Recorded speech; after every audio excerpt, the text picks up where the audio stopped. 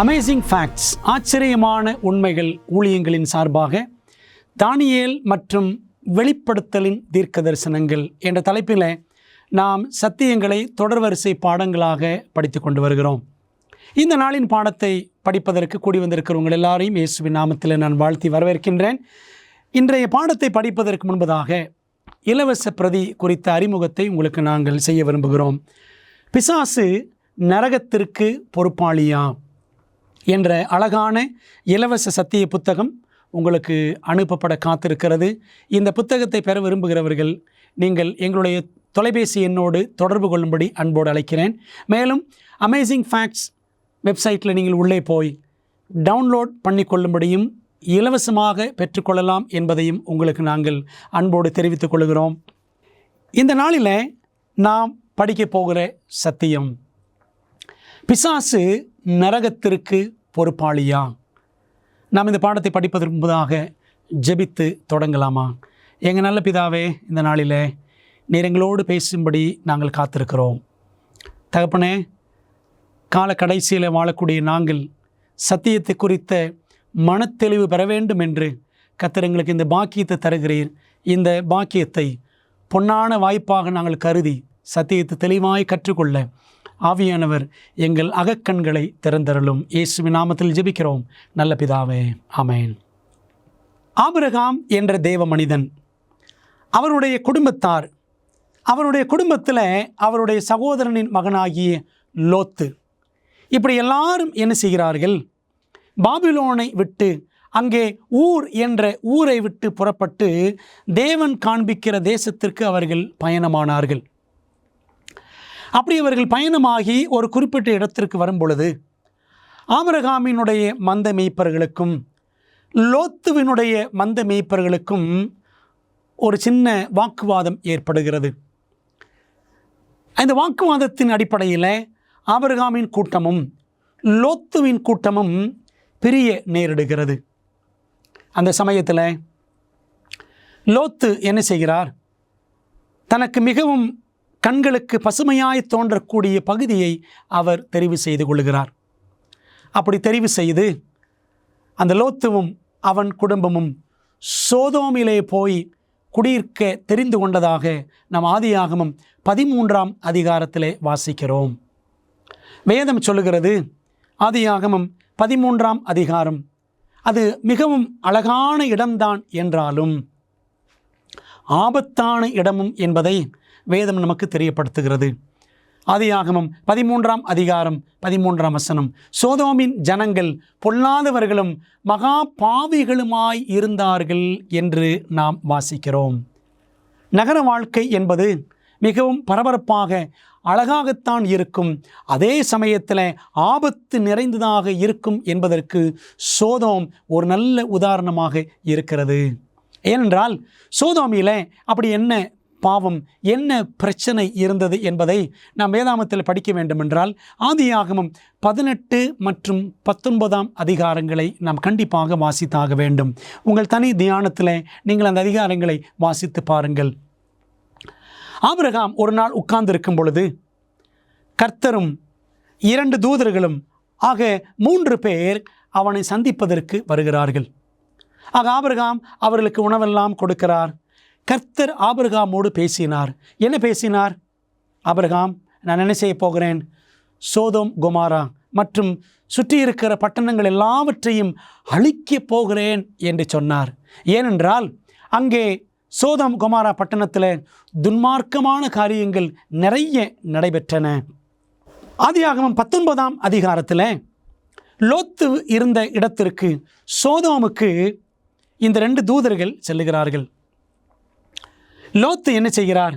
இந்த 2 பேரையும் தன்னுடைய வீட்டிற்கு அழைத்து செல்லுகிறார். அப்படி இந்த 2 பேர் அந்நியர்கள் புதிதாக லோத்துவின் வீட்டிற்கு வந்திருக்கிறார்கள் என்று அறிந்து கொண்ட சோதோம் பட்டணத்தைச் சேர்ந்தவர்கள் என்ன செய்கிறார்கள்?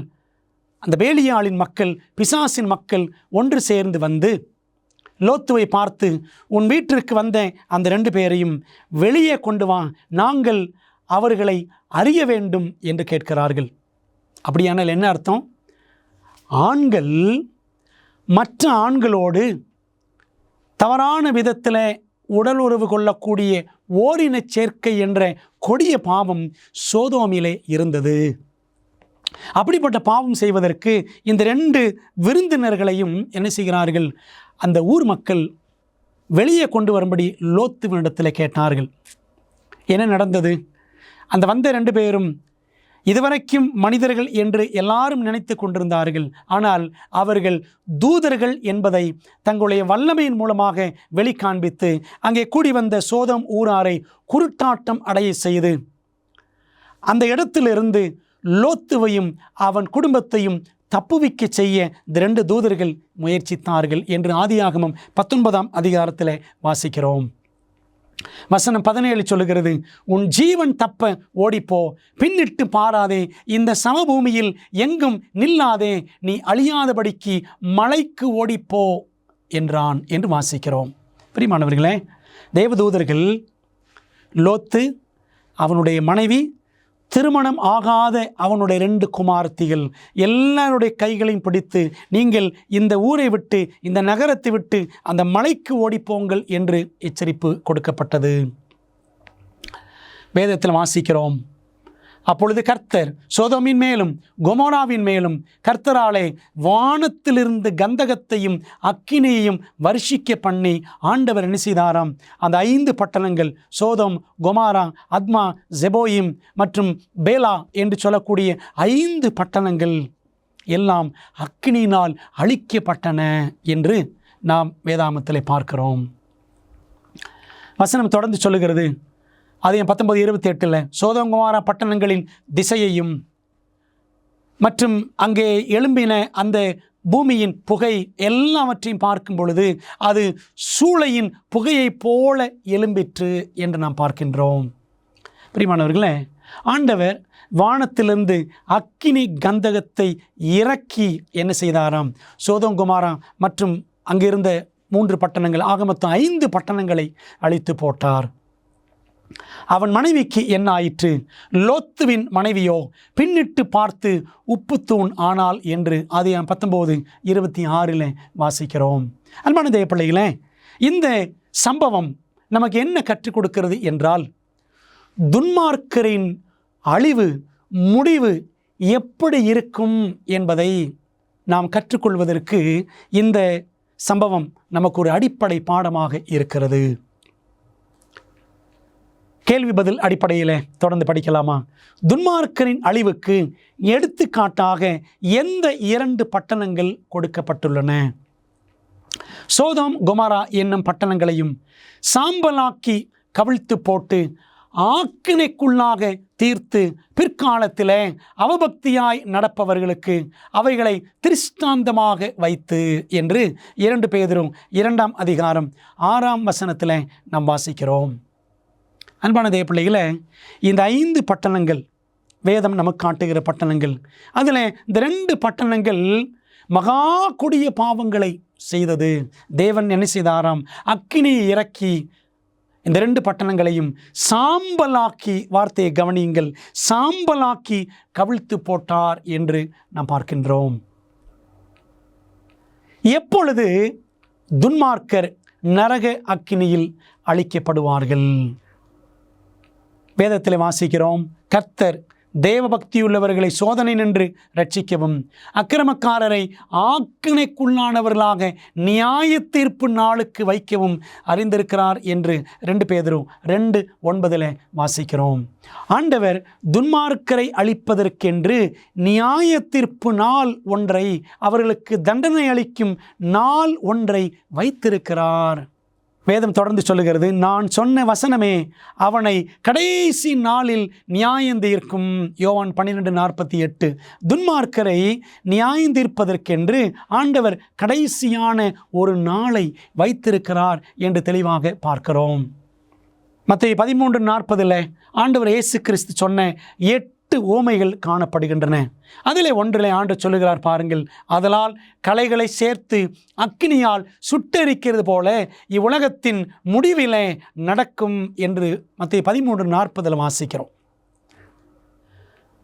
உலகத்தின் முடிவிலே தேவன் துன்மார்க்கரை அழிக்கும் செயலை அவர் செய்வார் என்பதை வேதம் நமக்கு சொல்லுகிறது. அதே 13ஆம் அதிகாரம் 41-42 வசனங்கள், மனுஷகுமாரன் தம்முடைய தூதர்களை அனுப்புவார், அவர்கள் அவருடைய ராஜ்யத்தில் இருக்கிற சகல இடரல்களையும் அக்கிரமம் செய்கிறவர்களையும் சேர்த்து அவர்களை அக்கினி சூளையிலே போடுவார்கள். எப்போ நடக்கும்? உலகத்தின் முடிவிலே துன்மார்க்கர் அழிக்கப்படும் காரியம் நடக்கும் என்று நாம் பார்க்கிறோம். பிரியமானவர்களே, துன்மார்க்கர் எல்லாரும் உடனே நரகத்திற்கு போய் விடுகிறார்கள் என்று சொல்லுகிறார்களே, இது சரியா? சற்று இந்த கேள்வியை மனதிலே வைத்துக்கொண்டு இந்த பாடத்தை நாம் தொடர்ந்து படிக்கலாம். மரித்த துன்மார்க்கர் இப்பொழுது நரகத்தில் இல்லை என்றால் அவர்கள் வேறு எங்கே இருக்கிறார்கள்? அன்பான தேவப்பிள்ளைகளே, துன்மார்க்கர் மரித்த உடனே பரலோகத்திற்கு செல்வது இல்லை. அவர்கள் எங்கே இருக்கிறார்கள்? வேதத்தில் வாசிக்கிறோம். யோவான் 5:28-29 இயேசு சொன்னார், இதை குறித்து நீங்கள் ஆச்சரியப்பட வேண்டாம். ஏனென்றால் பிரேத குழிகளில் உள்ள அனைவரும், நல்லவரோ கெட்டவரோ, சன்மார்க்கரோ துன்மார்க்கரோ, யாரானாலும் சரி, அனைவரும் எங்கே இருக்கிறாங்க? பிரேத குழிகளில் இருக்கிறார்கள். அவர்கள் அனைவரும் அவருடைய சத்தத்தை கேட்கும் காலம் வரும். தீமை செய்தவர்கள் ஆக்கினையை அடையும்படி எழுந்திருக்கிறவர்களாகவும் புறப்படுவார்கள். எப்போ? உலகத்தின் முடிவில். துன்மார்க்கர் தங்களுடைய பலனை அடைவார்கள் என்று நாம் பார்க்கிறோம். யோபு புத்தகத்தில் 21ஆம் அதிகாரம் 30-32 வசனங்கள், துன்மார்க்கன் ஆபத்து நாளுக்கென்று வைக்கப்படுகிறான். துன்மார்க்கனுக்கென்று ஒரு ஆபத்து காலம், அழிவு காலம் இருக்கிறது. அது வரைக்கும் ஆண்டவர் அப்படிப்பட்டவர்களை பிரேத குழிகளிலே பத்திரப்படுத்தி வைக்கிறார். அவன் கல்லறைக்கு கொண்டு வரப்படுகிறான். அவன் கோரி காக்கப்பட்டிருக்கும். பார்த்தீங்களா? கல்லறையில் வைக்கப்படுகிற துன்மார்க்கர்கள் கல்லறையில் தான் இருப்பாங்க. அந்த முதலாம் மரணத்தில் மரிக்கக்கூடிய துன்மார்க்கர் அங்கே தான் இருப்பாங்க. அவர்களுக்கென்று 2ஆம் மரணம் இருக்கிறது. ஆண்டவருடைய 3ஆம் வருகையில் அவர்கள் உயிரோடு எழுப்பப்படும் பொழுது 2ஆம் உயிர்த்தெழுதலை அவர்கள் அடைந்து என்றென்றும் இராதபடிக்கு அவர்கள் நித்திய மரணத்தை, 2ஆம் மரணத்தை அடைவார்கள் என்பதை வேதாகமம் நமக்கு தெளிவாக சொல்லுகிறது. அன்பானவர்களே, பாவத்தின் பலன் அல்லது தண்டனை என்ன? பாருங்கள், வேதாகமம் தெளிவாக சொல்லுகிறது, பாவத்தின் சம்பளம் மரணம். மரணம் சம்பளமாக பாவிகளுக்கு, துன்மார்க்கருக்கு கிடைக்கும். ஆதியாகமத்தில் 3ஆம் அதிகாரம் 22ஆம் வசனம், இப்பொழுதும் அவன் தன் கையை நீட்டி ஜீவ விருட்சத்தின் கனியையும் பறித்து புசித்து என்றென்றைக்கும் உயிரோடு இராதபடிக்கு செய்ய வேண்டும் என்று. பாவத்தில் விழுந்து போன ஆதாம் ஏவாள் ஜீவவிருட்சத்தின் கனியை புசித்து விட்டால் அவர்கள் நித்திய பாவிகளாக மாறிவிடுவார்கள், என்றென்றைக்கும் அவர்கள் பாவிகளாக இருந்து விடுவார்கள் என்று கண்ட கர்த்தர் அவர் என்ன செய்தாராம்? ஜீவவிருட்சத்தின் கனியை புசிக்க விடாமல் அதற்கு போகும் வழியை தேவன் அடைத்து போட்டார் என்று வேதாகமத்தில் வாசிக்கிறோம். பிரியமானவர்களே, நம்ம எல்லாரும் பாவிகளாக இருக்கிறோம். ஆனால் துன்மார்க்கத்தில் நாம் துணிந்து போய் அதில் நிலை கொண்டு இருந்து விடக்கூடாது. தேவன் நம்ம எல்லாரும் ரட்சிக்கப்பட வேண்டும் என்று விரும்புகிறார். துன்மார்க்கர் கூட ரட்சிக்கப்பட வேண்டும் என்பது தேவனுடைய விருப்பமாக இருக்கிறது. ஆகவே தேவன் எல்லா மனிதர்களுக்கும் இரண்டு தெரிவுகளை கொடுத்திருக்கிறார். Only 2 choices. என்னவென்று பார்க்கலாமா?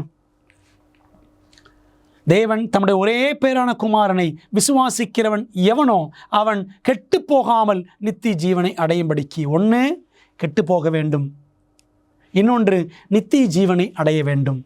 எப்படி சொல்லலாம் என்றால், ஒன்று நித்திய வாழ்வு, இன்னொன்று நித்திய அழிவு.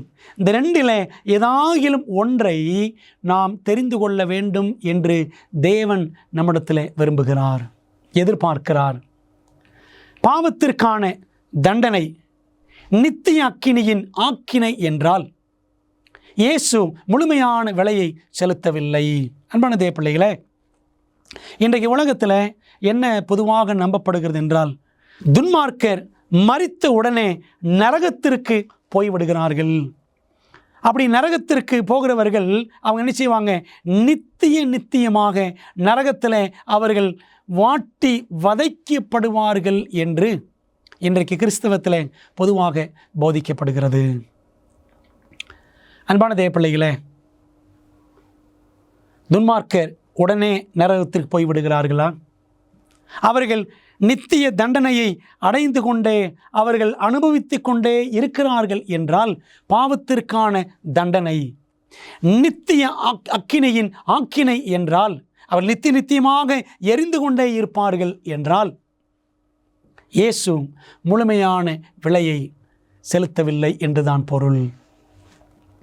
அப்படியானால் நரக அக்கினி நித்தியமானதா என்ற கேள்வியை மனதில் வைத்துக் கொள்ளுங்கள். நம் பதிலை பார்க்கலாம். நரக அக்கினியில் இருக்கும் துன்மார்க்கருக்கு என்ன நடக்கும்? சங்கீதம் 37:10 மற்றும் 20 ஆகிய வசனங்கள் படிக்கிறோம். இன்னும் கொஞ்ச நேரம்தான், அப்போது துன்மார்க்கன் இரான். அவ்வளவுதான்.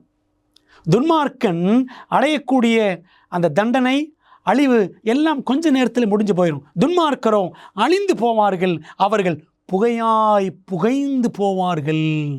எவ்வளவு தெளிவாக ஆண்டு சொல்லுகிறார் பார்த்தீங்களா? எரிந்து கொண்டே இருப்பார்கள், நரகம் எரிந்து கொண்டே இருக்கும் என்ற ஒரு கள்ள போதனை. ஆனால் பைபிள் அப்படி சொல்லவில்லை. ஆத்துமா அழியாது என்று ஒரு பொய் இருக்கிறதே, சாத்தான் சொன்ன பொய்.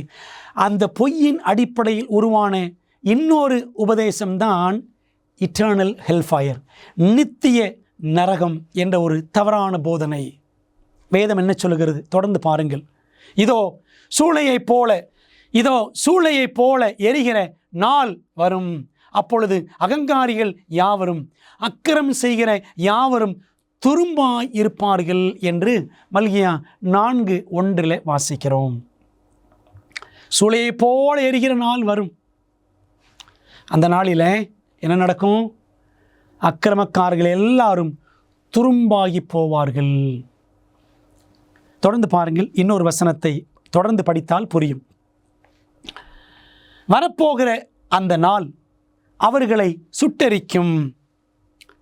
துன்மார்க்கரை மிதிப்பீர்கள். நான் இதை செய்யும் நாளிலே அவர்கள் உங்கள் உள்ளங்கால்களின் கீழே சாம்பலாய் இருப்பார்கள் என்று மல்கியா 4:1 மற்றும் 3 ஆகிய வசனங்கள் படிக்கிறோம். என்ன அர்த்தம்? சூளையை போல எரிகிற நாள் வரும். அந்த நாளிலே துன்மார்க்கர் எல்லாரும் அழிக்கப்படுவார்கள்.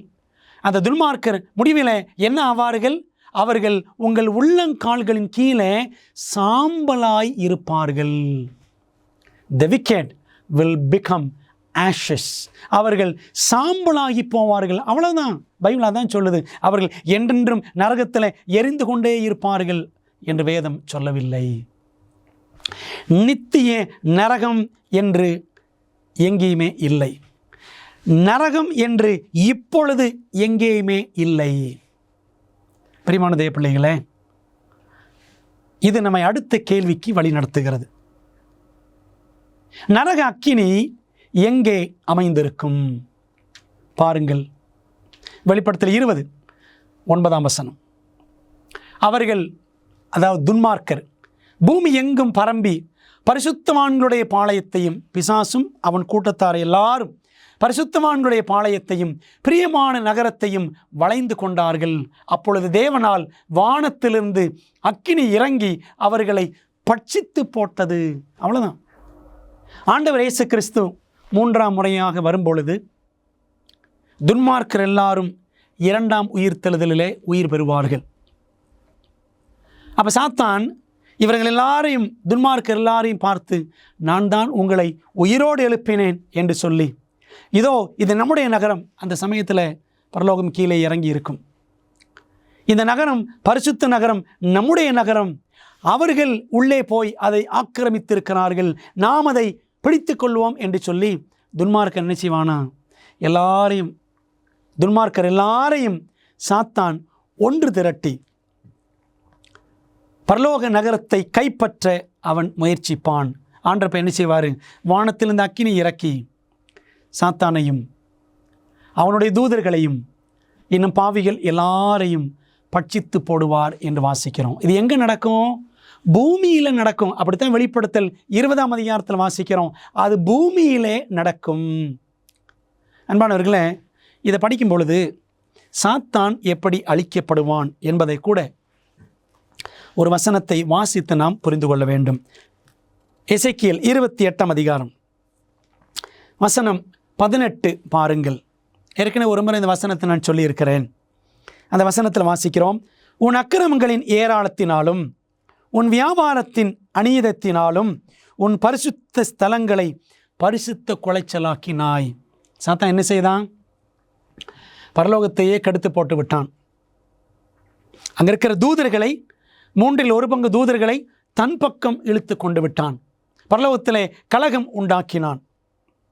ஆகையால் உன்னை பட்சிப்பதாகிய ஒரு அக்கினியை நான் உன் நடுவிலிருந்து புறப்பட பண்ணி உன்னை பார்க்கிற எல்லாருடைய கண்களுக்கு முன்பாகவும் உன்னை பூமியின் மேல் சாம்பலாக்குவேன். அன்பான தேவ பிள்ளைகளே, ஆண்டவர் இயேசு கிறிஸ்து 2ஆம் முறை வருகிறார். முதலாம் உயிர்த்தெழுதல் நடக்கும்.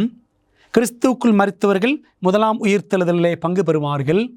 அப்பொழுது பூமியிலே உயிரோடு இருக்கிற துன்மார்க்கர் எல்லாரும் செத்தவர்களாக பூமியிலே விழுந்து விடுவார்கள். வெளிப்படுத்தல் 20ஆம் அதிகாரத்தை படித்து பாருங்கள். 5ஆம் வசனத்தில் மரணமடைந்த மற்றவர்கள் அந்த 1000 வருஷம் முடியும் அளவும் உயிரடையவில்லை என்று வெளிப்படுத்தல் 20:5 வாசிக்கிறோம். ஆகவே துன்மார்க்கர் எல்லாரும் 2ஆம் வருகையிலே செத்து விழுந்து விடுவார்கள். தேவன் தம்முடைய பிள்ளைகளை தூதர்கள் மூலமாக பரலோகத்திற்கு அழைத்து செல்வார். அப்பொழுது சாத்தானும் அவன் தூதர்கள் எல்லாரும் எங்கே இருப்பாங்க? 1000 ஆண்டுகள் பூமியின் இருட்டடிப்பிலே கிடப்பார்கள். பிற்பாடு 1000 வருஷம் பரலோக அரசாட்சி முடிந்த பிற்பாடு 3ஆம் வருகை, 2ஆம் உயிர்த்தெழுதல், அதில் துன்மார்க்கர் எல்லாரும் எழும்புவார்கள். விளங்குகிறது அவங்களுக்கு? அப்பொழுது ஆண்டவர் நிச்சயவாராம், பரலோக நகரத்தை கைப்பற்றி அதை முற்றுகை போட்டு தங்களுடையதாக்கிக் கொள்ள வேண்டும் என்று முயற்சிக்கிற சாத்தானையும் அவன் தூதர்களையும் உயிரோடு எழுந்த துன்மார்க்கர் எல்லாரையும் ஆண்டவர் வானத்திலிருந்து அக்கினி இறக்கி அவர்களை எரித்து போடுவார். இந்த செயல் எங்கே நடக்குதுன்னா பூமியிலே நடக்கிறது. பாருங்க, வசனத்தில் படிக்கிறோம், எசேக்கியேல் 28:18, உன்னை பட்சிப்பதாகிய ஒரு அக்கினியை நான் உன் நடுவிலிருந்து புறப்பட பண்ணி, மேலிருந்தும் அக்கினி வரும், பூமிக்கு அடியிலிருந்தும் அக்கினி புறப்படும். ஏன்னா பூமிக்கு அடியிலிருந்து பாருங்கள், எரிமலைகள் கொதிக்கிறதே, வெடித்து அக்கினி பிளம்புகளை வெளியே தள்ளுகிறதே. ஆகவே அக்கினி மேலிருந்து வரும், அக்கினி கீழிருந்து வரும். தான் ஆண்டவர் சொல்கிறார், உன்னை பட்சிப்பதாகிய ஒரு அக்கினியை நான் என்ன செய்வேன்? உன் நடுவிலிருந்து புறப்பட பண்ணி உன்னை பார்க்கிற எல்லாருடைய கண்களுக்கு முன்பாகவும். அந்த சமயத்தில் பரலோக நகரத்திற்குள்ளே நீதிமான்கள் இருப்பார்கள், தேவதூதர்கள் எல்லாரும் பார்ப்பார்கள். உன்னை பார்க்கிற எல்லாருடைய கண்களுக்கு முன்பாகவும் உன்னை பூமியின் மேல் சாம்பலாக்குவேன். பிரியமானவர்களே, விழுந்து போகாத உலகங்களும் இருக்கின்றன. தேவன் இந்த ஒரே ஒரு உலகத்தை மட்டும் படைக்கவில்லை, மற்ற உலகங்களும் இருக்கின்றன. நீங்கள் வசனத்தை படித்து பாருங்கள். எபிரேயர் 11ஆம் அதிகாரம் முதல் 3 வசனங்களை படித்து பாருங்கள். எபிரேயர் 1ஆம் அதிகாரம் முதல் 2 வசனங்களை படித்து பாருங்கள். இவரை கொண்டு உலகங்களையும் உண்டாக்கினார். உலகம் ஒரே ஒரு உலகம் அல்ல, நிறைய உலகங்கள் இருக்கின்றன. ஜீவராசிகள் வாழக்கூடிய மற்ற உலகங்களும், பாவம் செய்யாதவர்கள் வாழக்கூடிய மற்ற உலகங்களும் இருக்கின்றன. பாவத்தில் விழுந்து போன ஒரே ஒரு உலகம் இந்த உலகம் மட்டும்தான். இயேசு தம் ஜீவனை கொடுத்ததும் இந்த ஒரே ஒரு உலகத்திற்காக மட்டும்தான். அன்பான தேவ பிள்ளைகளே, ஆகவே இப்படி உலகங்களில் இருக்கக்கூடிய ஜீவராசிகள் எல்லாரும் பார்க்க ஆண்டவர் நினைச்சுவாராம், சாத்தானையும் அவனுடைய தூதர்களையும் துன்மார்க்கர் எல்லாரையும் இந்த பூமியிலே சாம்பலாக்குவார். ஆகவே இந்த பூமி தான் தற்காலிக நரகமாக மாறும் என்று பைபிள் நமக்கு அழகாக கற்றுக் கொடுக்கிறது. பிரியமான தேவ பிள்ளைகளே, அப்படியானால் நரகம் என்று ஒன்று இன்று எங்குமே இல்லை. நித்திய நரகம் என்பது பிசாசினுடைய பச்சை பொய். அன்பான தேவ பிள்ளைகளே, வேதம் எவ்வளோ அழகாக சொல்லுகிறது பாருங்கள். 2 பேதுரு 3ஆம் அதிகாரம் 10ஆம் வசனம். பூதங்கள் வெந்து உருகிப்போம் ஆண்டுடைய வருகையின் நாளிலே. எலிமெண்ட்ஸ், நிலம், நீர், காற்று, ஆகாயம், நெருப்பு, 5 எலிமெண்ட்ஸ், பஞ்சபூதங்கள் என்று சொல்லுகிறோமே, அவையெல்லாம் வெந்து உருகிப்போம். பூமியும் அதில் உள்ள கிரியைகளும் எரிந்து அழிந்து போம் என்று 2 பேதுரு 3:10 வாசிக்கிறோம். ஆகவே இந்த பூமி தான் தற்காலிக நரகமாக செயல்படும். இப்பொழுது நரகம் என்று எங்குமே இல்லை. வேதாகம தீர்க்க தரிசனத்தில் வெளிப்படுத்தப்பட்டுள்ளபடி நம்முடைய மோசமான உலகத்திற்கான தேவனின் திட்டத்தை அறிய விரும்புகிறீர்களா? உங்கள் மிகப்பெரிய சவால்களுக்கு நடைமுறையான நம்பகமான தீர்வுகள் வேண்டுமா? ஊக்கமளிக்கும் மற்றும் அறிவூட்டும் ஆச்சரியமூட்டும் உண்மைகள் வேதாகம பாட வழிகாட்டிகள் 27 அழகான வரைகளை மற்றும் நேரடியான பதில்களை புரிந்து கொள்ள எளிதான வகையில் வேதத்தின் அடிப்படையில் சிறப்பான மேலான பாடங்களை வழங்குகின்றது. ஒவ்வொரு ஆய்வு வழிகாட்டியும் உங்கள் வாழ்க்கையின் மிக முக்கியமான உண்மைக்கான பொருத்தமான வேதாகம பதில்களை நோக்கி உங்களை வழிநடத்தும். நான் எப்படி ஆரோக்கியமான ஐக்கியத்தை பெறுவது? இயேசு எப்போது எப்படி மீண்டும் வருவார்? மேலும் இப்படி பல கேள்விகளுக்கு உங்கள் எதிர்காலத்தை வாய்ப்பாக விட்டுவிடாதீர்கள். ஆச்சரியமூட்டும் உண்மைகள் வேதாகம பாட வழிகாட்டிகளிடமிருந்து உங்கள் வாழ்க்கையை சத்தியத்துடன் மாற்றுங்கள். ஆங்கிலம், இந்தி, தமிழ் மற்றும் தெலுங்கு மொழிகளில் கிடைக்கிறது. காத்திருக்க வேண்டாம். bookstore.aftv.in என்ற இணையதளம் மூலம் உங்கள் முழுமையான ஆய்வு வழிகாட்டிகளை இன்றே ஆர்டர் செய்யுங்கள். அன்பான தேவப்பிள்ளைகளே, அடுத்த முக்கியமான கேள்வி, நரக அக்கினிக்கு பொறுப்பாளி யார்? பிசாசா? இப்பொழுது நரகம் இங்கிலாந்தில் இருக்கிறது, இங்கிலாந்துக்கு அடியில் இருக்குது, சுவிட்சர்லாந்து நாட்டுக்கு அடியில் இருந்து இந்த மாதிரி நரக சத்தங்கள் கேட்கின்றன. நரகத்திலிருந்து மக்கள் பயங்கரமாக கூக்குரலிடுகிறார்கள். அப்படி இப்படிலாம் நிறைய பேர் நிறைய கதைகளை சொல்லுகிறார்கள், பொய்களை புழுகுகிறார்கள். அன்பான தேவப்பிள்ளைகளே, பைபிள் என்ன சொல்லுது பாருங்க. வெளிப்படுத்தல் 20:10 வசனம். மேலும் அவர்களை மோசம் போக்கின பிசாசானவன், உலகம் அனைத்தையும் மோசம் போக்கின பிசாசானவன், மிருகமும் அந்த கிறிஸ்து படிப்போம், கள்ள தீர்க்கதரிசியும் இருக்கிற இடமாகிய அக்கினியும் கந்தகமுமான கடலிலே தள்ளப்பட்டான். பார்த்தீங்களா? சாத்தான் கூட அவன் கடைசியில் தான் இந்த அக்கினி குண்டத்தில், அக்கினி கடலில் அவன் தள்ளப்படுவான் என்று பைபிள் சொல்லுது. ஆனால் இன்றைக்கு அநேக சபைகளில் நம்பப்படுகிற பொய் என்ன? நரகம் என்று ஒன்று இருக்கிறது, அதற்கு சாத்தான் இன்சார்ஜாக பொறுப்பாளியாக இருக்கிறான். அவனுடைய தூதர்கள் எல்லாரும், கெட்ட தூதர்கள் எல்லாரும் இரவும் பகலும் துன்மார்க்கரை அடித்து வதைத்து நொறுக்கி கொண்டிருக்கிறார்கள் அப்படின்னு சொல்கிறாங்க. இப்படி சொல்லி நரகம் என்று பயமுறுத்தி தான் அநேகரை இயேசுவிடம் கொண்டு வர பார்க்கிறார்கள். பிரியமானவர்களே, ஆத்துமாக்களை இயேசுவிடம் பயமுறுத்தி கொண்டு வரக்கூடாது, நரகத்தை காண்பித்து கொண்டு வரக்கூடாது. தேவனுடைய சத்தியத்தை கற்பித்து, வசனங்களின் அடிப்படையில் சத்தியங்களை எடுத்து போதித்து ஆத்துமாக்களை இயேசுவிடம் வழி நடத்த வேண்டும். பிரியமான தேவப்பிள்ளைகளே, இதுவரைக்கும் ஒருவேளை நித்திய நரகம், நித்தியமாய் எரியும் நரக அக்கினி என்ற ஒரு பொய்யை நீங்கள் நம்பிக்கொண்டிருந்தால் இந்த நாளிலே தீர்மானம் செய்யுங்கள். ஆண்டவரே, இப்படி உம்முடைய வேதம் போதிக்கிறதே, என் கண்களை இன்னும் அகலமாய் திறந்தருளும் என்று ஜெபத்தோடு நாம் தொடர்ந்து படிப்போம். அடுத்த கேள்வி, நரகத்தின் அக்கினி அணைந்து போகுமா? ஏனென்றால் என்ன சொல்கிறாங்கன்னா, நித்திய நரகம். அப்போ என்ன அர்த்தம்? நரகத்தின் அக்கினி அணையவே அணையாது. இந்த கேள்விக்கான பதிலை பார்க்கலாமா? ஏசாயா 47:14 வசனம். அது குளிர்காயத்தக்க தழலும் அல்ல, எதிரே உட்காரத்தக்க அடுப்பும் அல்ல. அது குளிர்காயத்தக்க தழலும் அல்ல. என்னாகும்? சீக்கிரத்தில் அணைஞ்சு போகும். நரக அக்கினி சீக்கிரத்தில் அணைந்து போகும் என்பதை இந்த வசனத்தில் நாம் பார்க்கிறோம். தொடர்ந்து படிப்போம். சரீரம் மற்றும் ஆத்துமா ஆகிய இரண்டும் நரகத்தில் அழிக்கப்படுமா? சரீரம் மற்றும் ஆத்துமா ஆகிய இரண்டும் நரகத்தில் அழிக்கப்படுமா? ஆண்டவர் இயேசு கிறிஸ்து சொன்னார், மத்தேயு 10:28 ஆத்துமாவை கொல்ல வல்லவர்களாய் இராமல் சரீரத்தை மாத்திரம் கொள்ளுகிறவர்களுக்கு நீங்கள் பயப்பட வேண்டாம், ஆத்மாவையும் சரீரத்தையும் நரகத்திலே அழிக்க வல்லவருக்கே பயப்படுங்கள் என்று வாசிக்கிறோம். மத்தேயு 10:28.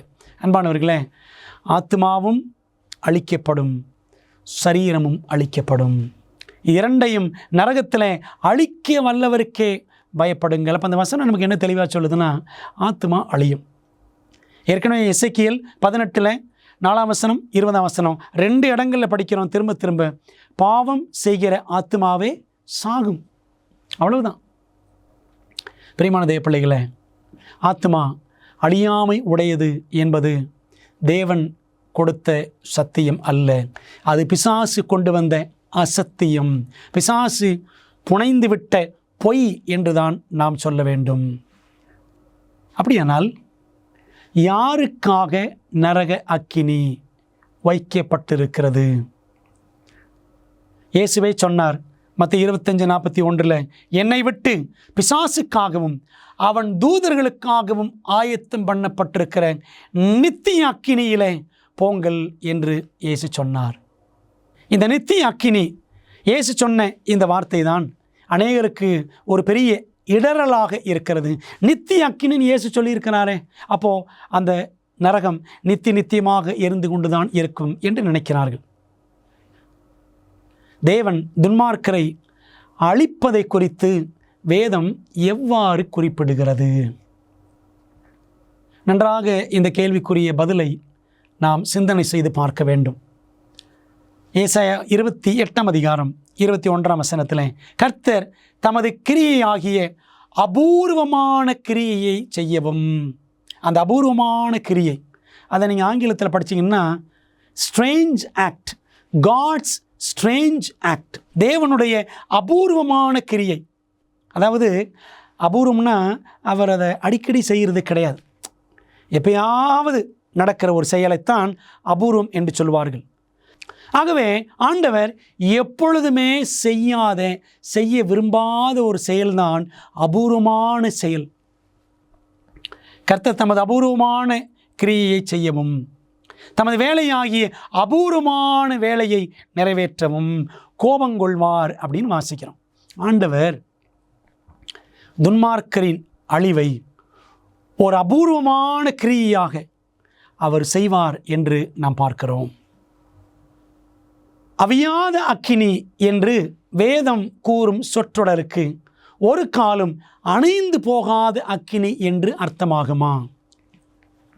நரக அக்கினி அணைந்து போகுமான்னு ஒரு கேள்வியை நம்ம பார்த்தோம். அதற்கான இன்னும் விலாவாரியான பதிலை நாம் இப்பொழுது பார்க்கலாம். அவியாத அக்கினி என்ற ஒரு பதம் பைபிளில் இருக்கிறது. அதனுடைய அர்த்தத்தை நாம் எப்படி புரிஞ்சிருக்கிறோம்னா, அணைந்து போகாத அக்கினி, எரிந்து கொண்டே இருக்கும் நரகம் என்றுதான் புரிந்து வைத்திருக்கிறோம். ஆண்டவர் சொல்றார் பாருங்க, மத்தேயு 3:12, அவர் தமது களத்தை நன்றாய் விளக்கி தமது கோதுமையை களஞ்சியத்தில் சேர்ப்பார். தம்முடைய பிள்ளைகளை அவர் பரலோக ராஜ்யத்திற்கு என்று சேர்ப்பார். பதரையோ துன்மார்க்கரையோ அவியாத அக்கினியினால் சுட்டெரிப்பார் என்றார். இது யார் சொல்றது? யோவான் ஸ்நானன் சொல்லுகிறார். யோவான் ஸ்நானன் ஆண்டவர் இப்படி செய்வார் என்று சொல்லுகிறார். அவியாத அக்கினியினால் பதரையோ துன்மார்க்கரையோ சுட்டெரிப்பார். அது பிரியமானவர்களே, அவியாத அக்கினி என்று இயேசுவும் இந்த பதத்தை பயன்படுத்துகிறார். மத்தேயு 25 அவியாத அக்கினி என்று யோவான் ஸ்நானனும் அந்த பதத்தை பயன்படுத்துகிறார். அப்போது இந்த வார்த்தைகள்லாம் பார்த்து அணைந்து போகாத அக்கினி, எரிந்து கொண்டே இருக்கிற நரகம் என்ற ஒரு முடிவுக்கு நாம் வந்து விடலாமா? 1-2 உதாரணங்களை நாம் பார்க்க வேண்டும்.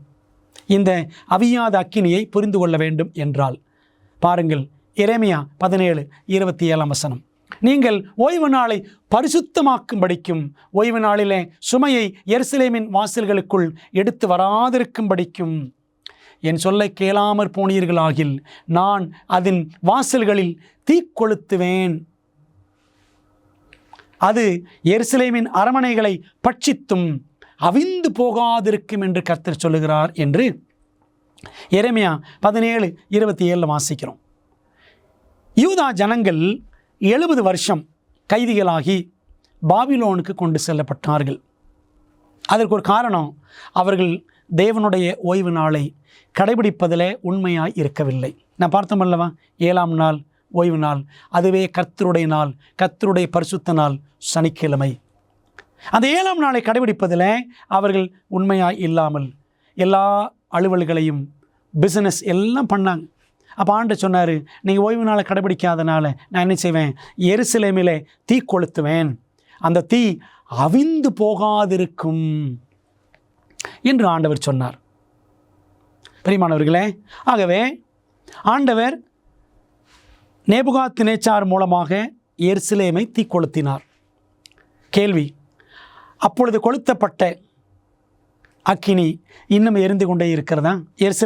எருசலேமிலே இன்னும் எரிந்து கொண்டே இருக்கிறதா? இல்லை. நாம் இதை தெளிவாக புரிந்து கொள்ள வேண்டும். அவியாத அக்கினி என்றால் அணையாத அக்கினி, எரிந்து கொண்டே இருக்கும் அக்கினி என்று அர்த்தம் அல்ல. பாருங்கள், உன் கண் உனக்கு இடரல் உண்டாக்கினால் அதை பிடுங்கி போடு. நீ 2 கண்ணுடையவனாய் நரக அக்கினியிலே தள்ளப்படுவதை பார்க்கிலும் ஒற்றை கண்ணனாய் தேவனுடைய ராஜ்யத்தில் பிரவேசிப்பது உனக்கு நலமாயிருக்கும். மார்க் 9:47 இயேசு சொன்னார். அங்கே அவர்கள் புழு சாவாமலும் அக்கினி அவியாமலும் இருக்கும். அப்போ அவியாத அக்கினி என்றால் அணையாத அக்கினி என்று பொருள் அல்ல, முடிவில்லாத அக்கினி என்று பொருள் அல்ல. அடுத்த கேள்வி படித்தால் நமக்கு பதில் தெளிவாக விளங்கும். நித்திய அக்கினி என்பதற்கு முடிவில்லாதது என்று அர்த்தமாகுமா? பாருங்கள், யூதா 7ஆம் வசனம். அப்படியே சோதோம் குமாரா பட்டணத்தார்களும், ஆரம்பத்தில் படித்தோம்ல, சோதோம் குமாராவை தேவன் அக்கினியும் கந்தகமும் இறங்க பண்ணி சுட்டெரித்தார் என்று படிக்கிறோம். நித்திய அக்கினியின் ஆக்கினையை அடைந்து திருஷ்டாந்தமாக வைக்கப்பட்டிருக்கிறார்கள். நித்திய அக்கினியின் ஆக்கினை. சோதோம் குமாராவை தேவன் சுட்டெரித்தார். சோதோம் குமாரா இன்னும் எரிந்து கொண்டே இருக்கிறதா? 2-3 வருடங்களுக்கு முன்பதாக நான் எருசலேம் பட்டணத்துக்கு சென்றிருந்தேன். சோதோம் குமாரா எல்லாம் பார்த்தோம். அந்த நகரம் இன்னும் எரிந்து கொண்டிருக்கவில்லை. அது நித்தியமாக எரிந்து கொண்டிருக்கவில்லை. பிரியமான தேவ பிள்ளைகளே, அப்படியானால் நித்திய அக்கினியின் ஆக்கினை என்றால் ஆண்டவர் நிரந்தரமான ஒரு அழிவை கொண்டு வருகிறார், அதுதான் அர்த்தம். பிரியமான தேவ பிள்ளைகளே, என்றென்றும் எரியும் அக்கினியை தேவன் ஒரு நாளும் ஆரம்பித்து வைக்கவில்லை என்பதை மனதிலே நாம் பதித்து கொள்ள வேண்டும். துன்மார்க்கர் என்றென்றைக்கும் வேதனைப்படுவார்கள் என்று வெளிப்படுத்தும் விசேஷம் 20:10 கூறுகிறது. இது முடிவில்லாத நேரத்தை குறிப்பிடுகிறதா? பாருங்கள், நம்ம அந்த வசனத்தை எடுத்து வாசிப்போம். வெளிப்படுத்தல் 20:10 உங்களுக்காக நான் வாசிக்கின்றேன். மேலும் அவர்களை மோசம் போக்கின பிசாசானவன் மிருகமும் கள்ள தீர்க்கதரிசியும் இருக்கிற இடமாகிய அக்கினியும் கந்தகமான கடலிலே தள்ளப்பட்டான். அவர்கள் இரவும் பகலும் சதா காலங்களிலும் வாதிக்கப்படுவார்கள். சதா காலமும் என்றென்றைக்கும் வாதிக்கப்படுவார்கள் என்றால் அப்போ நரகத்தில் என்றென்றைக்கும் எரிந்து கொண்டேதான் இருப்பார்கள் என்று நாம் புரிந்து கொள்ளலாமா? அப்படி அல்ல. பாருங்கள், சில உதாரணங்களை நாம் வேதாமத்திலிருந்து பார்ப்போம். யோனா கடலிலே தூக்கி எறியப்பட்டான், நமக்கு தெரிந்த கதை. அப்படி மீன் வயிற்றிலே அவன் விழுங்கப்பட்டு 3 நாட்கள் இரவும் பகலும் உள்ளே இருக்கும் பொழுது அவன் ஜெபிக்கிறான். பூமியின் தாழ்பாள்கள் என்றென்றைக்கும் என்னை அடைக்கிறதா இருக்கிறது. யோனா 2:6. யோனா 2ஆம் அதிகாரம். யோனா செய்த ஜெபம் என்ன ஜெபம் பண்ணுறாரு? பூமியின் தாழ்பாள்கள் என்றென்றைக்கும் என்னை அடைக்கிறதா இருக்கிறது. என்றென்றைக்கும் யோனா மீனின் வயிற்றுக்குள்ளே இருந்தாரா? இல்லை. அவர் இருந்தது எத்தனை நாட்கள்? இரவு பகல் 3 நாள் என்றுதான் பைபிளிலே வாசிக்கிறோம். ஆக என்றென்றைக்கும் இருப்பது போல் அவனுக்கு ஒரு உணர்வு உண்டாயிற்று. நான் விடுபடுவேனோ, விடுதலை பெறமாட்டேனோ என்று அவன் அங்கலாய்த்தான். அதன் அடிப்படையில் தான் அவன் என்றென்றைக்கும் என்ற ஒரு வார்த்தையை பயன்படுத்துகிறான். வசனம் தெளிவாக சொல்லுது, அந்த மீன் வயிற்றில் யோனா ராப்பகல் 3 நாள் இருந்தான். யோனா 1:17. ஆகவே யோனா சொல்லியிருக்கிற என்னென்றைக்கும் என்பது அந்த இரவு பகல் 3 நாட்களை குறிக்கிறது. வெளிப்படுத்தல் 14:11 பாருங்கள், மிருகத்தின் முத்திரையை தரித்து கொண்டவர்களுக்கும் அக்கினி கந்தகத்தினால் தேவன் அழிவை கட்டளையிடுவார். சோதோம் கொமோராவுக்கு வந்த மாதிரி அதே அழிவு, அதே இடத்துல சோதோம் கொமோராவில் வந்த அக்கினி கந்தகம் என்ற வார்த்தை மிருகத்தின் முத்திரையை தரித்து கொள்ளுகிறவர்களுக்கும் அப்படிப்பட்ட தண்டனை வரும் என்ற அந்த வார்த்தைகளை ஆவியானவர் பயன்படுத்துகிறார். வெளிப்படுத்தல் 14 நீங்கள் படித்து பாருங்கள். 9, 10, 11 வசனங்கள். அதில் 11 வசனத்தில் படிக்கிறோம், அந்த மிருகத்தின் முத்திரையை தரித்து கொண்ட துன்மார்க்கருடைய வாதையின் புகை சதா காலங்களிலும் எழும்பும். என்றென்றைக்கும் என்று அர்த்தமா பிரியமானவர்களே? மிருகத்தின் முத்திரை தரித்தவர்கள் என்றென்றைக்கும் நரகத்தில் வாதிக்கப்படுவார்களா? நித்திய நரகத்தில் தள்ளப்படுவார்களா? வேதாகமத்தில் சில உதாரணங்களை நாம் பார்த்து கொண்டிருக்கிறோம். யோனாவை குறித்து பார்த்தோம். யாத்திராமத்தில் 21 அதிகாரம் 6 வசனம் பாருங்கள். பின்பு அவன் என்றைக்கும் அவனிடத்தில், அதாவது ஒரு இஸ்ரவேல் எஜமானிடத்தில் ஒரு இஸ்ரவேல் புத்திரன் வேலைக்காரனாக வேலை செய்கிறான் என்றால், உம்மை விட்டு நான் போக மாட்டேன், உம்மோடு தான் இருப்பேன் என்று சொன்னால், அவன் என்ன செய்வானா? எஜமான் ஒரு ஆணியை எடுத்து அந்த வேலைக்காரனை அந்த வீட்டின் கதவோடு சேர்த்து காதோடு வைத்து அந்த ஆணியை கதவையிலே குத்துவான் அப்படின்னு இருக்குது. யாத்திரம் 21 அதிகாரத்தில். என்ன அர்த்தம்? அப்படி குத்தப்பட்ட பிற்பாடு அவன் என்றென்றைக்கும் எஜமானோடு இருப்பான். என்ன அர்த்தம் என்றென்றைக்கும் என்று சொன்னால்? அவன் சாகிற வரைக்கும் அர்த்தம். ஒரு வேலைக்காரன் அவன் என்றென்றைக்கும் உயிரோடு இருக்க போவதில்லை, அவன் சாகிற வரைக்கும் இருப்பான். அதே போல் நீங்கள் படித்து பாருங்கள். சாமுவேலை குறித்து படிக்கும் பொழுது 1 சாமுவேல் 1 அதிகாரம் 22 வசனத்தில் படிக்கிறோம், அன்னாள் போய் தன் மகன் முதற்பேரான மகன் சாமுவேலை தேவாலயத்தில் விட்டுவிட்டாள். அங்கே எப்பொழுதும் இருக்கவும். எப்பொழுதுமே அங்கே இருந்தாரா சாமுவேல்? என்றென்றைக்கும் இருந்தாரா? 1 சாமுவேல் 1:28 சொல்லுகிறது, அவன் உயிரோடு இருக்கும் சகல நாளும் ஆண்டவருக்காக ஆலய ஊழியங்களை சாமுவேல் செய்தான். அன்பான தேவப்பிள்ளைகளே, என்றென்றைக்கும் என்பதற்கு வேதாகம அர்த்தம் என்னவென்றால், காலத்தின் முடிவு வரைக்கும், ஒரு நபர் உயிரோடு இருக்கிற காலம் வரைக்கும் என்றுதான் அர்த்தம். இது எல்லையற்ற அல்லது முடிவில்லாத நேரமாக கருத வேண்டிய அவசியம் இல்லை. நித்திய அக்கினியின் ஆக்கினை என்று சொன்னால், அவர்கள் செய்த பாவங்களுக்கு தக்கதாக எரிந்து சாம்பலாகும் வரைக்கும் என்றுதான் பொருள். துன்மார்க்கர் எல்லாரும், சாத்தானும் கூட எரிந்து சாம்பலாவான் என்றுதான் வேதம் திட்டவட்டமாக மல்கியா 4 அதிகாரத்தில் துன்மார்க்கர் சாம்பலாவதை பற்றியும், எசேக்கியேல் 18 அதிகாரத்தில் சாத்தானே சாம்பலாவதை பற்றியும் வேதாகமம் தெளிவாக பேசுகிறது. பிரியமான தேவப்பிள்ளைகளே, உங்களுக்கு தெளிவாக விளங்குகிறதா? இதுதான் நரகத்தை பற்றி வேதாகம் சொல்லக்கூடிய மாறாத உண்மை. பாவமும் பாவிகளும் அழிக்கப்பட்ட பிறகு இயேசு தமது ஜனங்களுக்கு என்ன செய்வார்? அன்பான தேவப்பிள்ளைகளே, துன்மார்க்கர் எல்லாரும் அழிக்கப்பட்டு 2ஆம் மரணமாகிய நித்திய மரணத்தை அவர்கள் அடைந்த பிற்பாடு, அதாவது இனிமேலும் உயிர்த்தெழக்கூடாத ஒரு மரணத்தை அவர்கள் அடைந்த பிற்பாடு தேவன் என்ன செய்வார்? வேதம் சொல்லுகிறது, 2 பேதுரு 3 அதிகாரம் 13 வசனம், அவருடைய வாக்கு தத்தத்தின்படியே நீதி வாசமாயிருக்கும் புதிய வானங்களும் புதிய பூமியும் உண்டாகும் என்று காத்திருக்கிறோம்.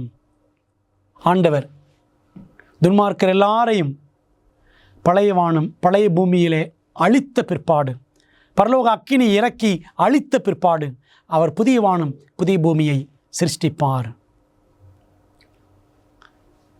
அது எத்தனை மகிமையான அனுபவமாக இருக்கும்! அவர்களுடைய கண்ணீர் யாவையும் தேவன் துடைப்பார். இனி மரணமும் இல்லை, துக்கமும் இல்லை, அலறுதலும் இல்லை, வருத்தமும் இல்லை, முந்தினவைகள் ஒளிந்து போயின என்று விளம்பினது என்று வெளிப்படுத்தல் 21:4 வாசிக்கிறோம். அன்பான தேவ பிள்ளைகளே, ஆகவே சாத்தான், அவனுடைய தூதர்கள், அவனுடைய பாவிகளாகிய துன்மார்க்க கூட்டத்தார் எல்லாரையும் எரித்து சாம்பலாக்கி போடுவார்.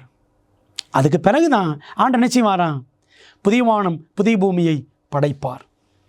இதுதான் வேதம் சொல்லக்கூடிய சத்தியம். அன்பான தேவ பிள்ளைகளே, இந்த மரணம் என்ற ஒரு சத்தியத்தை நாம் தெளிவாக புரிந்து கொள்ளவில்லை என்று சொன்னால் சாத்தான் எப்படி வஞ்சிக்கிறான்? ஆத்துமா அழியாது என்ற பொய்யான கொள்கையின் மூலம் வஞ்சிக்கிறான். அது ஆவி மார்க்கம், மரித்த ஆவிகளோடு, மரித்து போனவர்களின் ஆவிகளோடு தொடர்பு கொள்ள முடியும் என்ற ஆவி மார்க்கம் என்று சொல்லக்கூடிய பொய்யான ஒரு கொள்கைக்கு நம்மை வழி நடத்துகிறது. அந்த கொள்கை நித்திய நரகம் என்ற அடுத்த பொய்யான கொள்கைக்கு நம்மை வழி நடத்துகிறது.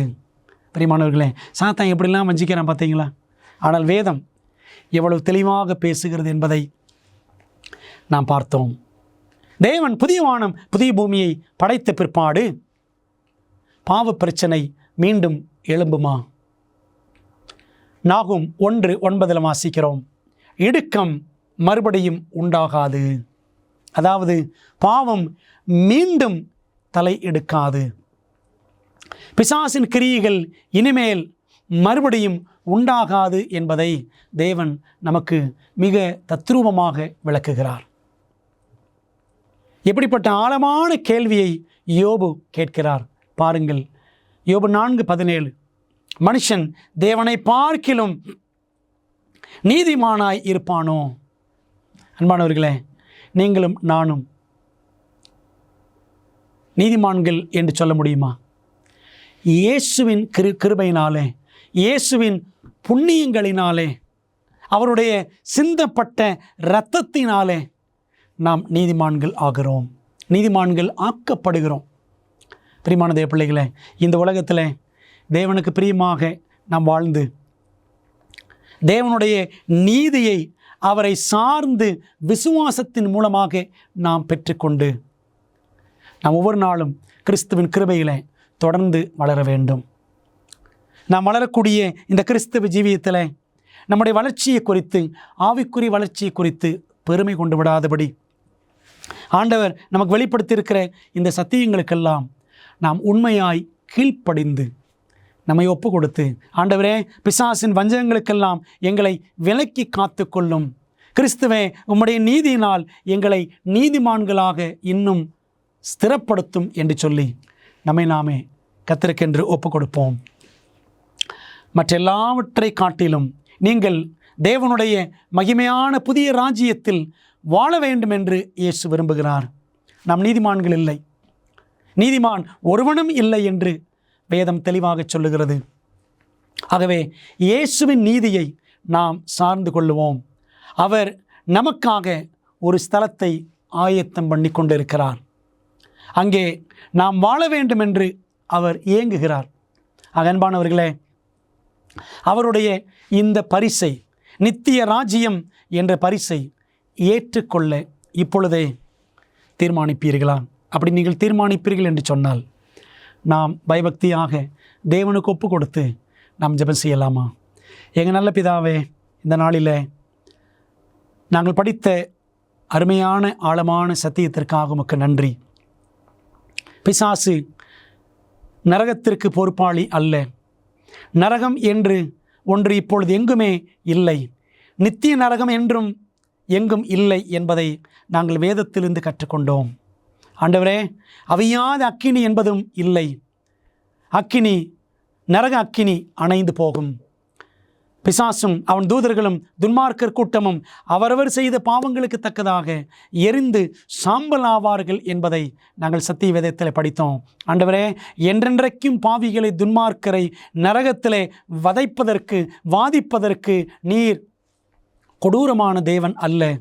நீர் அன்பான தேவன். துன்மார்க்கரை அழிப்பதையும் அபூர்வமான கிரியையாக நீர் செய்கிறீர் என்று நாங்கள் படித்தோம். ஆண்டவரே, கர்த்தாவே, உம்முடைய கிருபையினால் நாங்கள் நீதிமான்களாக்கப்பட்டு நித்திய ராஜ்யம் சேர எங்களை ஆயத்தப்படுத்தும். இந்த சத்தியங்களை அநேகருக்கு கற்றுக் கொடுத்து அவர்கள் நம்முடைய ராஜ்யத்திற்கு ஆயத்தப்படுத்தி பிசாசின் வஞ்சகத்திலிருந்து அநேகரை நாங்கள் காப்பாற்றி நாங்களும் மீட்கப்பட்டவர்களாய் நம்முடைய ராஜ்யம் சேர எங்களை ஆயத்தப்படுத்தும். தொடர்ந்து இந்த வேத பாடங்களை ஆசீர்வதியும். இயேசுவின் நாமத்தில் ஜெபிக்கிறோம் நல்ல பிதாவே, ஆமேன். பிரியமானவர்களே, இந்த நாளின் பாடங்கள் உங்களுக்கு ஆசீர்வாதமாக இருக்கும் என்று நம்புகிறேன். மீண்டும் அடுத்த வேத பாடத்தில் சந்திப்போம். இந்த செய்திகளை மற்றவர்களோடு பகிர்ந்து கொள்ளுங்கள். கர்த்தர் உங்களை ஆசீர்வதிப்பார். ஆமேன். அமேசிங் ஃபேக்ட்ஸ் என் வாழ்க்கையில் ஒரு நல்ல தாக்கத்தை அமேசிங் ஃபேக்ட்ஸ் உண்மையிலேயே என் வாழ்க்கையில் ஒரு பெரிய தாக்கத்தை செயலாக்கம் தான் இன்று என்னை இங்கே நிற்க வச்சிருக்கு. நான் குற்றப்படுத்தப்படலை, ஆனால் அதை குறித்து சந்தோஷம். வேதாகமத்தை படிக்க ஆரம்பித்தேன். நான் செவன்த் அட்வென்டிஸ்ட் சபையில் ஒரு அங்கமாக எனக்கு கொடுத்த ஜீவனை குறித்து இன்னும் அநேக காரியங்கள் இருக்க வேண்டும். கொடுக்கப்பட்ட செய்தி மிகவும் வல்லமை வாய்ந்ததாக இருந்தது. அமேசிங் ஃபேக்ட்ஸ் 55 வருடங்களுக்கு மேலாக தேவனுடைய நற்செய்தி உலகமெங்கும் அறிவித்து வருகிறது. அப்புறமா அமேசிங் ஃபேக்ட்ஸ்க்கு இடையில லோகோ வரும். இதற்கு முன்பாக நிறைய பேர் பேசுகிறத நான் கேள்விப்பட்டிருக்கிறேன். ஆனால் இவர் பேசுகிறத முதன்முறையாக நான் கேட்டேன். இவர் ஏதோ ஒன்றை குறித்து சொல்லும்போது நான் உடனே வேதத்தை எடுத்து அதை கண்டுபிடிக்கணும்னு ஆசைப்பட்டேன். ஏன்னா நான் இதுக்கு முன்பாக அதை பற்றி நான் கேள்வியே பட்டதில்லை. எனவே நான் வேத பாடங்களை படிக்க துவங்கினேன். நான் உட்பட இங்கு இருக்கும் ஒவ்வொரு நபரும் மாற்றம் பெற துவங்கினோம். கடவுளே, எனக்கு ஏன் இப்படி நடந்தது என்பது என் வாழ்க்கையில் ஒரு கேள்வியாக இருந்தது. தேவன் என்னத்தை பேசினாரு. நான் உண்மையாகவே அவர் தான் என் தகப்பன் என்பதை கண்டேன். நான் என் வாழ்க்கையில் எல்லாத்தையும் இழந்தேன். இப்போதான் ஆண்டவர் என் வாழ்க்கையில் இல்லைங்கிறதே நான் உணர்ந்தேன். நான் ஒரு தீர்க்க தரிசன பாட வகுப்புக்கு சென்றேன். அது என்னை சுக்குநூறாக உடைத்தது. இச்செய்தி மிகவும் வல்லமை வாய்ந்ததும் மறுக்க முடியாத உண்மையுமாக இருந்தது. இது மிகவும் ஆச்சரியமாக உள்ளது.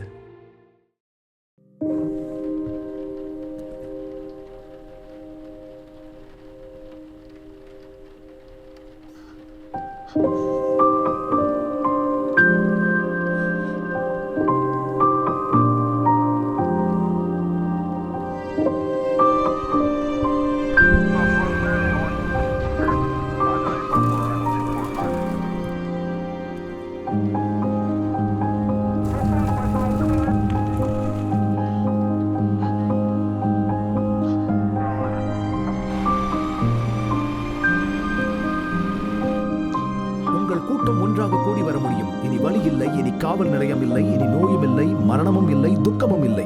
மேலும் அன்பான நண்பர்களே, நம் உலகில் இந்த வேதனையும் துயரமும் நாம் அனுபவிக்க வேண்டும் என்பது நம் தேவனின் நோக்கமில்லை.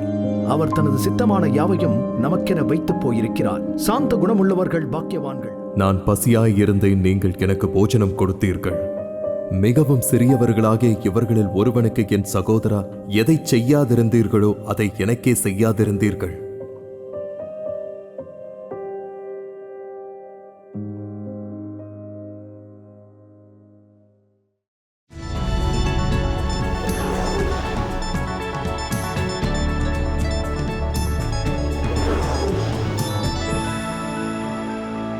தொடர்ச்சியாக இருளை வெளிப்படுத்தும் போது மனிதர்களும் உயிரினங்களும் மனச்சோர்வுடன் போராடுகிறார்கள் என்பதை விஞ்ஞானிகள் நமக்கு பலவிதமான சந்தர்ப்பங்களில் நிரூபித்துள்ளார்கள். ஆர்க்டிக் பிராந்தியங்களில் ஒவ்வொரு ஆண்டும் குளிர்கால மாதங்களில் இதை காணலாம். அழகிய கிராமமான ரூகன் நார்வேயில் ஒரு ஆழமான பள்ளத்தாக்கில் அமைந்திருக்கிறது. அங்கு மலைகள் ஒவ்வொரு ஆண்டும் 6 மாதங்களுக்கு சூரியனின் கதிர்களை தடுக்கும். இது உண்மையில் 3400 குடியிருப்பாளர்களை நிழல் நிலையில் வைத்திருக்கிறது. சில நேரங்களில் குளிர்காலம் முழுதும் இருள் மனச்சோர்வை உண்டாக்கும். நகர தலைவர்கள் இந்த 2 மாதங்களில் தங்கள் கிராமத்தை ஒளிரச் செய்ய உதவ ஒரு பிரகாசமான யோசனை அவர்களுக்கு கிடைத்தது. 2013 அக்டோபரில் 3 பிரம்மாண்டமான 550 சதுர அடி கண்ணாடியின் வரிசை அருகில் உள்ள மலையில் ஊருக்கு 1000 அடி உயரத்தில் நிறுவினார்கள். கணினி கட்டுப்பாடு மற்றும் சூரிய சக்தி கண்ணாடிகள் குளிர்கால மாதங்களில் சூரியனை கண்காணித்து டவுன் சதுக்கத்தில் சூரிய ஒளியின் ஒரு பெரிய கற்றை அவர்களின் வாழ்க்கையை பிரகாசமாக்குகிறது. இன்று குளிர் மாதங்களில் நீங்கள் ரூகனை பார்வையிட்டால் பிரதிபலிக்கும் சூரிய ஒளியில் நகர சதுக்கத்தில் குளிக்க ஜனங்கள் அடிக்கடி கூடி வருவதை அல்லது நீண்ட இருக்கைகளில் அமர்ந்திருப்பதை காணலாம். மலையில் இருக்கும் அந்த கண்ணாடியைப் போலவே கிறிஸ்தவர்களும் இந்த இருண்ட கிரகத்தில் உலகின் ஒளியாக இருந்த இயேசுவின் ஒளியை பிரதிபலிக்க வேண்டும் என்று வேதம் சொல்கிறது.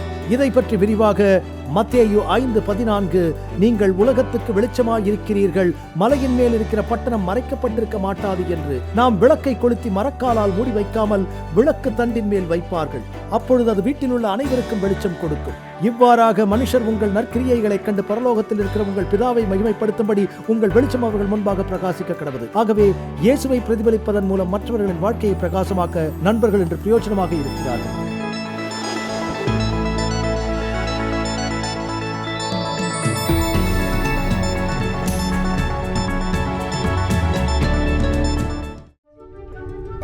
ஐம்பது வருடங்களுக்கும் மேலாக அமேசிங் ஃபேக்ட் ஊழியங்கள் நற்செய்தியை உலகம் முழுவதும் பகிர்ந்து கொண்டிருக்கிறது. இயேசுவின் சித்தத்தின்படி அனைத்து மக்களுக்கும் நித்திய சுவிசேஷத்தை அறிவித்துக் கொண்டிருக்கிறது. உங்கள் ஜெபத்திற்கும் ஆதரவிற்கும் நன்றி.